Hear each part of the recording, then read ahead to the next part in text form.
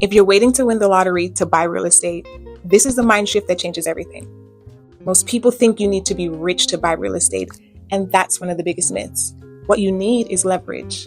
In my 20s, I read The Dandaho Investor, and one story completely changed how I see money.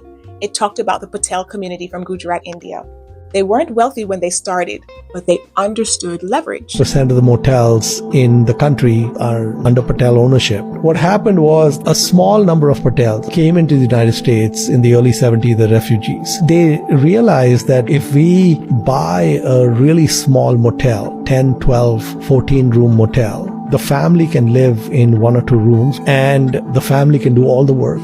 It's a job and a house together. Yeah, so basically cooking, cleaning, front desk, laundry. And because they had no costs, they were able to charge nightly rates that were lower than all the neighboring motels. So what would happen is the Patel-owned motel would be running 100% occupancy. The other motels couldn't match that rate because they'd lose money. And as their nephew came of age, they would help him out to buy his own motel. And then the nephew would get that going, and then the next one.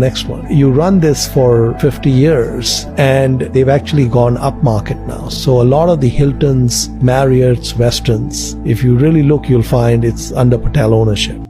They pooled resources, worked with banks, and used small amounts of their own money to buy motels, franchises, and real estate.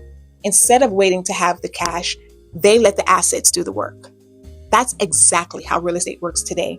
You don't need 100% of the price. You control high-value asset with a fraction down. Tenants help pay the mortgage, and time builds the wealth. That's why it's still one of the smartest ways for first-time home buyers and investors to get ahead. And that's it. For more, just follow Tisha_mogul_real estate on Instagram. Until next time, bye.